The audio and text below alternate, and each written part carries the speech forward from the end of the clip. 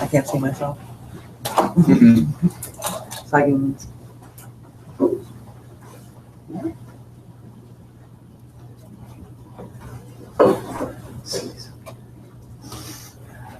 Hi, everybody. How are you doing today? Great. Good. So you're here for the 1 o'clock workshop on reading comprehension. Okay, first of all, my name is Linda Howell, and I'm the director of the writing program, the Writing Center. And today's workshop, I just want to go over the itinerary with you real quick, and then we can kind of go into the practice. Sound good? Okay. Before I start, though, let me kind of get your names because I kind of like faces and names. Yes. Jose. Jose. Chantal. Chantal.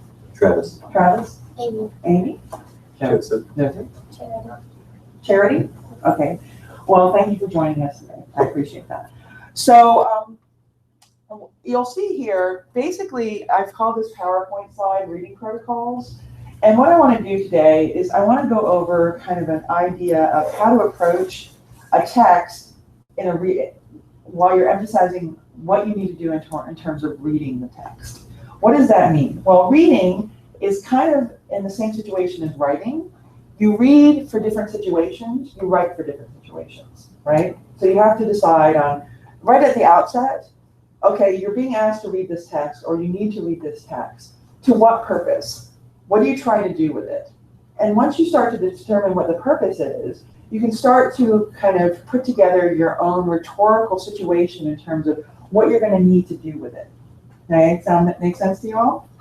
So the first slide I want to go over is, I've come up with kind of a protocol here, and I'm sorry if you can't, I'm going to go through them, and I know they're really small. And what I'm calling this are the 4 R's.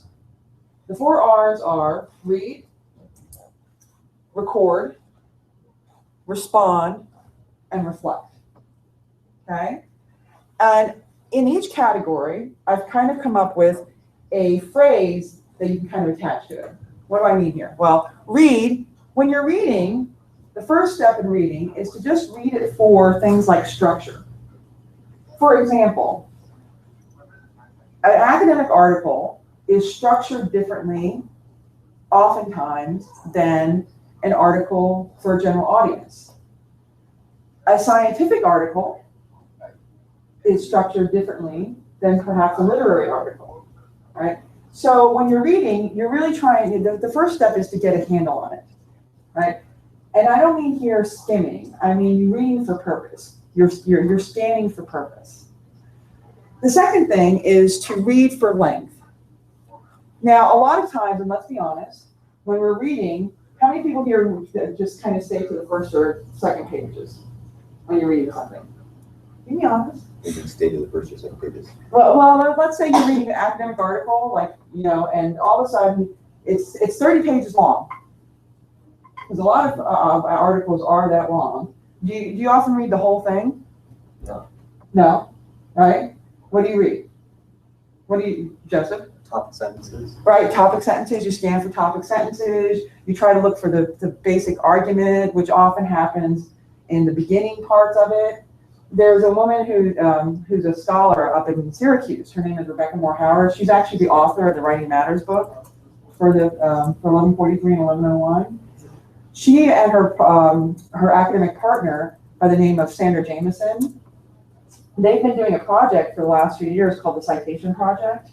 And they're looking at how students practice citation. And one of the things that they were surprised by in their findings is they found a lot of citations indicated students only were reading like the first 3 pages of text, because that's where the citations were coming from. So we do have studies that point to this is a reading habit. Well, a lot of times people do that is because they become overwhelmed, right? If you're sitting there with, let's say even a standard textbook, right? And you're in a management class and you have this textbook that's all about, you know, management theory. That's a lot of information to try to put, you know, to put together. And so it might feel overwhelming. So sometimes you'll fall into these practices of, well, we'll just read the first couple of pages or just scan, but we don't scan with purpose. And if we have a protocol in place, then it makes that initial reading much more productive. Does that make sense? All right. So figuring out for structure and for length, because that's what's going to happen. Then you start to determine, okay, what am I dealing with here? And we're going to practice this in a few minutes. but not with a traditional text. The second thing is to record. When I say record, you need to inventory aspects of the text, right? And now this goes back to what you're being asked to do. A really important part of reading is reading assignments, understanding what you're being asked to do with the text. So recording things will be determined to a certain extent on what you're being asked to record, what you're being asked to emphasize or to focus on. Well, one of the things you need to know is the author. Why is it important to know who the author is? I mean, some of you have already done the rhetorical reading notes, right? They ask you like who's written it. Why is it important? Why do you think, besides just kind of making you do something, why would it be important for you to understand who the author of a piece is? To get an idea for the audience they're writing for, what they usually do. Okay, so to get an idea of who they are, and also who might be reading them. That's a good point. Yes. Credibility. Why credibility? Well, because if you have an author that doesn't have a lot of experience or unknown works, then you don't know how credible they are. Right. You don't know where they're situated in the conversation.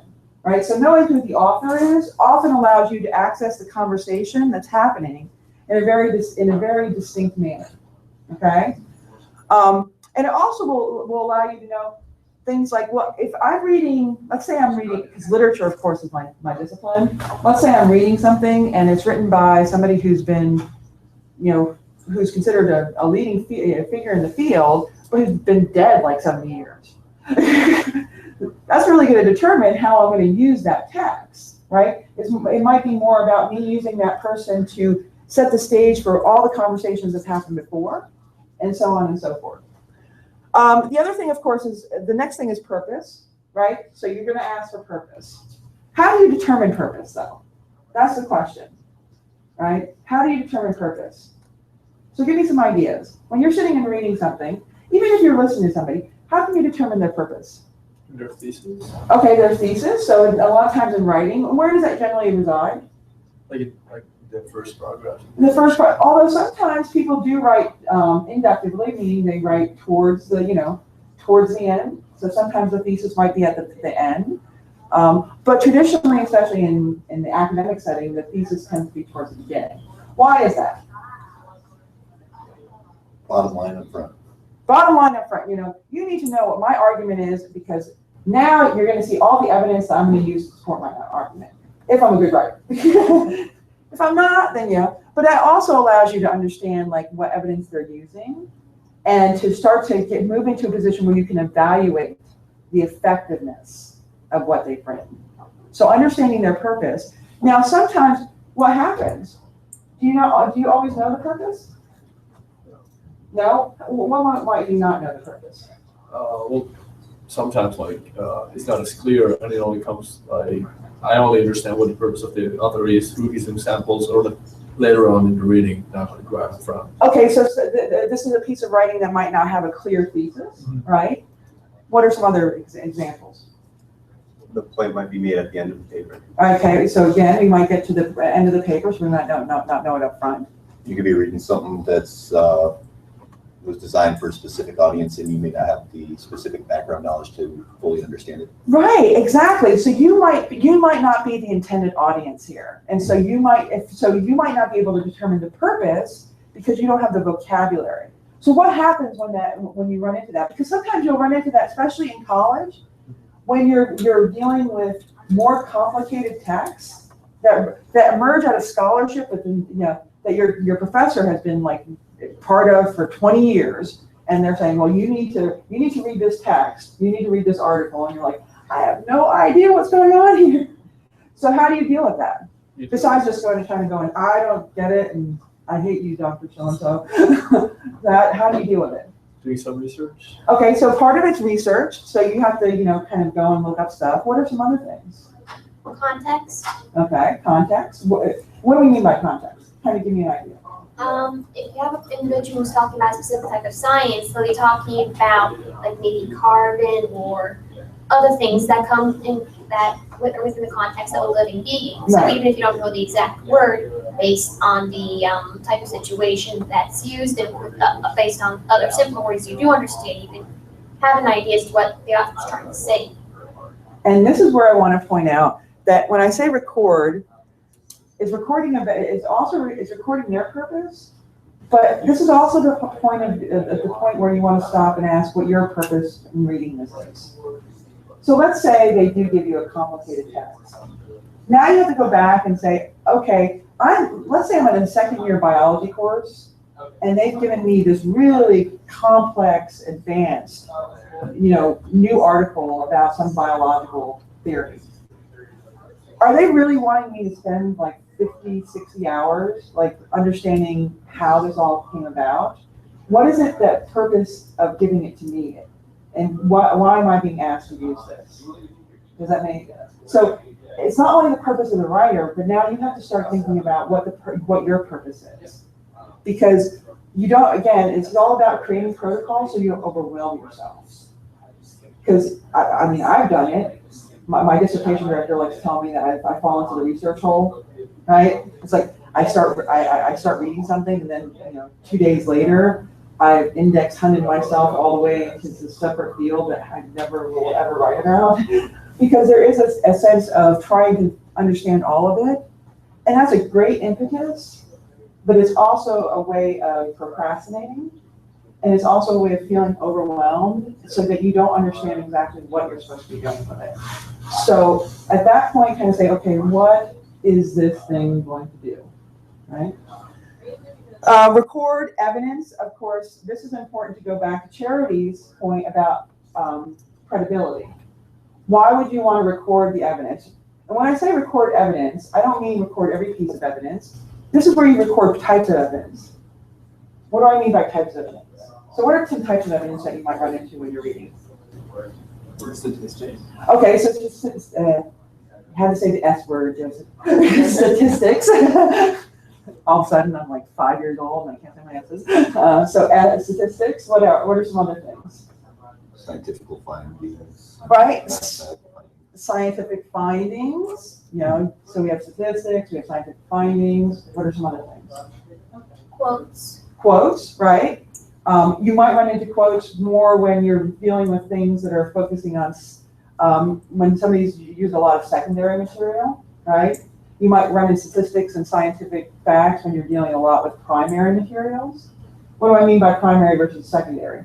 Anybody know? Come on, no. Just think of the words themselves. So if I'm looking at a primary source, what is a primary source? Huh? So the first hand source. Okay, it's the first. Like research you've done. Yeah, well, and it's also it tends to be the unfiltered source, right? So you're looking at just raw data, right? Just running raw data numbers, or you're looking at Thomas Jefferson's letter to whoever, to Alexander Hamilton. Yes, I don't want to break out in song, but I really do. So you're looking at the primary source. Now the secondary source would be what? Right, other people's research. That would be, McCullough and his, John Adams, looking at how he's interpreting those letters. Or it's looking at a scientist who's run the data numbers who made a conclusion. Right, so those are the difference. And the reason I say that is because evidence really will give you the key as to not only whether it's a secondary source, but also how much it depends on secondary source material versus primary source material. Why is that important? Well, again, it goes back to if you're looking for somebody who's doing research in the field, you're going to be looking for somebody who's really dealing more with primary sources, as opposed to somebody who's doing, a scholarship, like who's doing a historiography of Thomas Jefferson. They're going to be doing not only primary sources, but a lot of secondary sources, because they're going to want to look at the conversation around Jefferson that scholars have. Right? So evidence, recording that stuff, and again, don't go in the weeds here. It's just really thinking about what types of evidence. Okay, well, this is really more focused on data, scientific findings, or this is really case studies, more, secondary source material. So that allows you to kind of start to categorize what it does. Then finally, the genre. So what does genre mean? It's a fancy French term. like the type. Right, it's the type, right? And you'll see really here in this record area, it's more about figuring out the types of things. Why am I telling you this? So the best reading advice I can give you, bar none, is the rule of 3. You read it 3 times. You read it once for just the basic information and the structure. The second time is when you start to do the more in-depth reading of it. And this is where you start to parse out these types, these, generalizations that you can make about the source. So then you can decide which details you need to use. Okay, so you're almost drilling down. Genre, what are some types of genres? The most typical stuff would be like romance, comedy, horror. So when we talk about, especially about movies, we tend to talk about types like science fiction or romance or rom-com, What about in writing? What about in academic writing? Yes. Informative, argumentative. Right, so we have modes, we have informative, we have argumentative, we have narrative, right? Oftentimes disciplinary, like a lab report is a genre versus a business proposal. So understanding what the genre is will also help you understand how it's functioning. Like if it's a lab report, then it has particular conventions that it has to adhere to. And if it doesn't, then it's not really a successful lab report. We understand what a science fiction like movie is. Why? You know automatically when you see a science fiction movie, right? What is it? How do you know that? So there's certain characteristics that sets it apart from other types of genres, certain things that just follow. Right. And the reason why a genre is important to understand part of your reporting process is that, especially as you move into your disciplines, into your majors, you will be practicing certain genres that you might not be practicing in other majors. Right? So the more that you understand how these things work, what their characteristics are, the better you are able to read for them and know what you need to read for and what you can read behind. Does that make, so it's really all about how to put yourself in a position where you're like a fast reader, but an effective reader.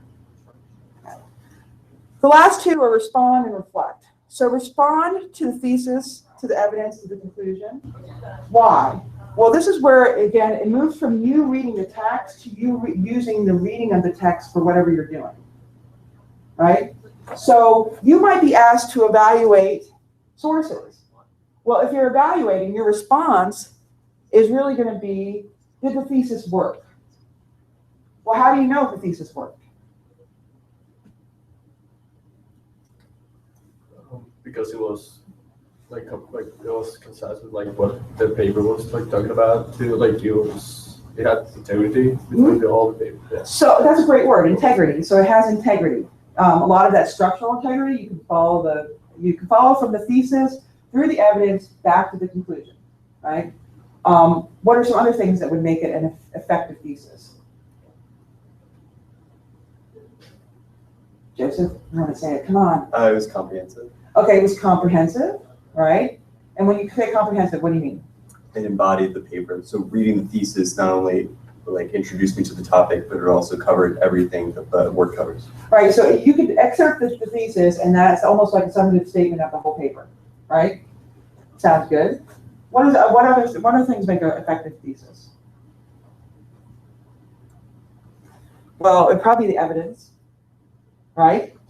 The use of good evidence. When I say good evidence, I mean effective evidence. For example, this is where you would have to understand the genre that you're in. Like if you're writing a lab report and you're using evidence from the literary genre, might not be the most effective thing, right? It's like, well, as Proust once wrote, it's like, well, I don't know, that's really not helping my lab report. So understand, responding to the evidence, and then responding to the conclusion, because the thesis often is not the same thing as the conclusion, right? What is the conclusion? What should the conclusion do?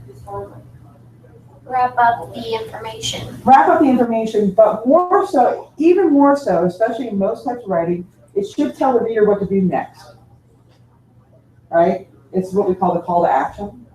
It's like, so it's not simply wrapping it up. It's like, I've just spent 15 minutes reading a 30-page report, right? Why? what am I supposed to do with this? What is it supposed to tell me about what the, about the world? It's a so what question, right? It should answer the so what question. And so responding to all these will allow you to start understanding how to evaluate it and place it in within what you need to use it for, which is finally the final reflection. You need to reflect on its use value, on its rhetorical situation, and on what you're learning about it, how you're learning about it. So these are the 4 R's. Does that make sense to everybody? So what I want to do now is I want you to watch a short clip, a short video. And we're going to do this together. And this video is YouTube. Oh, sorry.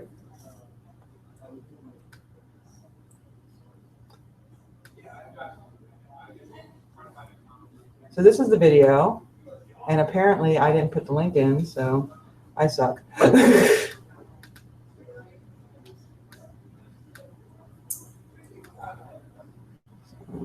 Just gonna have to old school it here.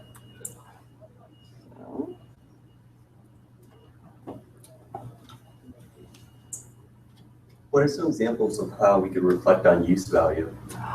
Some examples for use value is basically like how effective was it, right? Because sometimes you'll read something and it's really not a good piece. It's not a good piece for what you're trying to do with it, right? It's not that it's not useful as a piece of writing, but it's not of use value to you. And part of that is maybe you read the same thing. You've read another article that has basically made the same argument. They just used maybe different evidence, but they don't really bring anything new to what you're trying to do. So determining which one you want to do. So I am going to, Ashley, do you know how to move this into the,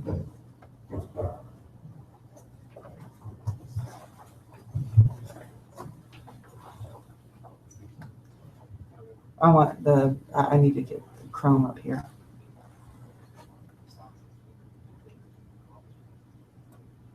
Well, anyway, while we're trying to figure that out, the video that I want to show you is from the Royal Society of Animation, RSA. Has anybody ever heard of that?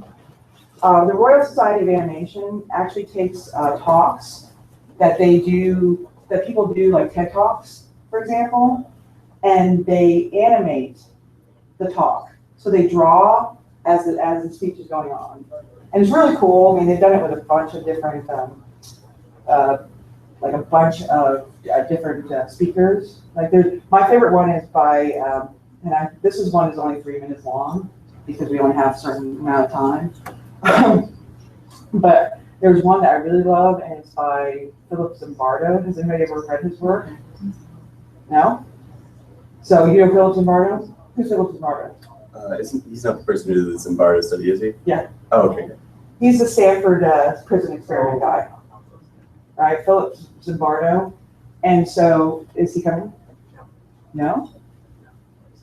Oh, is he in there? He's not. Oh, okay. Well, we'll figure it out. Anyway, so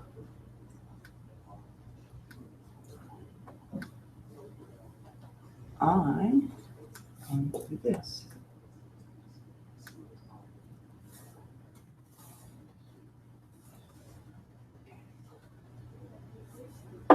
Now,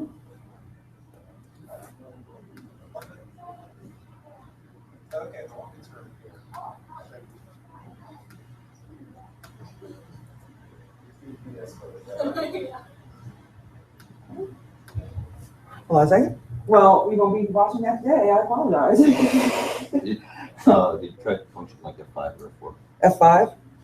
Function, it's PC, right? No, it's Mac. It's Mac. Command. Command. Okay. Okay. Command. One of the ones at the bottom. Command, Yeah. F5. F4 or F5. Okay. Command F4 or Control F4 or Alt F4. Is there a function button? It usually has like, it's the button with the little boxes on it. It'll be like two little boxes. Yeah. Okay. There you go. Haha. You are awesome, man. Okay. Haha, There it is. there it is. Travis? Big fan right now. Big fan. So this is the RSA short. And let's see. Oh. Uh-huh.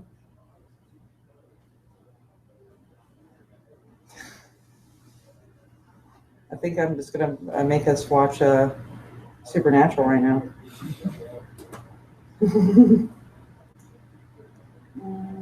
Source.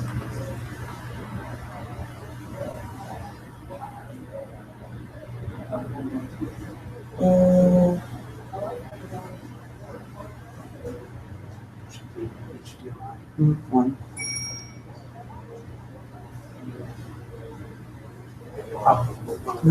Yeah.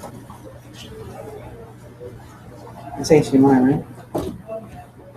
Oh, it's VGA. No, it is the VGA. Okay.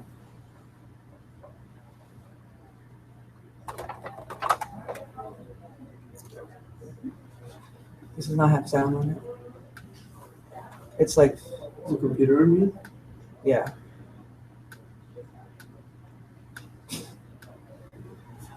Okay, so the computer does have sound. Do we have the TV as sound? The TV does not have sound, or at least because it's a VGA. Should have done it. Well, I know it should have done HDMI. I'm mad about not doing HDMI. But so there we go. Big portion of whatever we do, whether we're teachers or art directors or in healthcare, we're all in sales now. What are the qualities that allow us to do this well and ethically? These are the foundational qualities of being effective in persuading, influencing, convincing, moving people. They are the new ABCs: attunement, buoyancy, and clarity. Attunement, perspective taking. Can you attune yourself to someone else? And so we'll start this over. So this is Dan Keith. Does anybody even know who Dan Keith is? He's a very popular author of self-motivation, right? And he's written several books, very popular.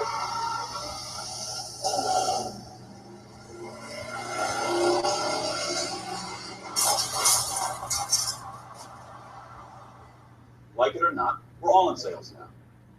Big portion of whatever we do, whether we're teachers or art directors or in healthcare, we're all in sales now. What are the qualities that allow us to do this well and ethically?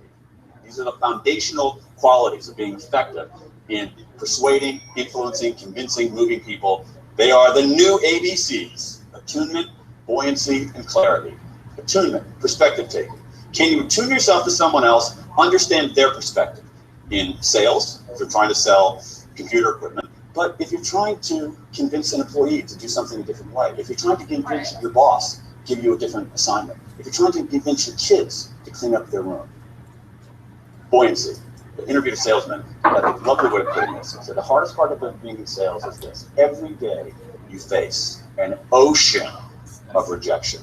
And buoyancy is, how do you remain afloat on that ocean of rejection? If we're all in sales now, we're going to get rejected a lot. It turns out that questioning your abilities is often more effective than pumping yourself up. What do you do during an encounter? It actually, much to my dismay, showed that positivity actually works. Finally, what do you do after an encounter? It turns out that some fascinating research from Martin Seligman at the University of Pennsylvania showing that one of the best predictor of people's success is how they explain failure, their explanatory style. So that's buoyancy. And finally, ABC, A, attunement, B, buoyancy, C, clarity, is clarity. We live in a world of awash in information.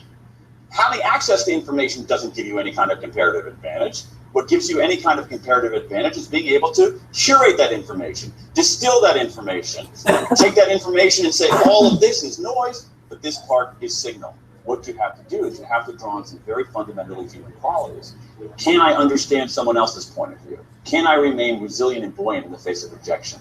Can I help someone make their way through this murk of information and clarify it? Can I help someone identify problems they don't realize that they have? Can I look for ways that this other person and I have common ground, so if we reach that common ground, we're both going to be better off? And that I really am convinced that the way to do it more effectively is to just be a little bit more human. So that was pretty quick, right?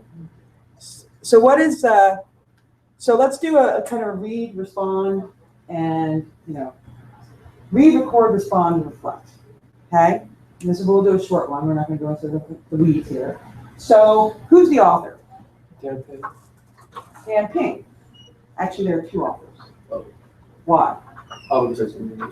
Because of the actual RSA, right? So you actually have two authors here. You have Dan, who's giving speech, but because you're reading it and you're actually seeing it in this particular medium, you're seeing it through the RSA's drawings. Does that make sense? Well, why is that important to ask? Because they're framing the way you're understanding what he's saying. Now, it might be effective. I mean, this is, like I said, if you go on and there's a whole bunch of these. They have a whole YouTube channel for it. They're really great. But to a certain extent, they're framing how you're understanding his ideas. Especially if you haven't read him before, or if you don't even know who he is. This is your entry into it. Okay. So what is his purpose? What is the purpose here?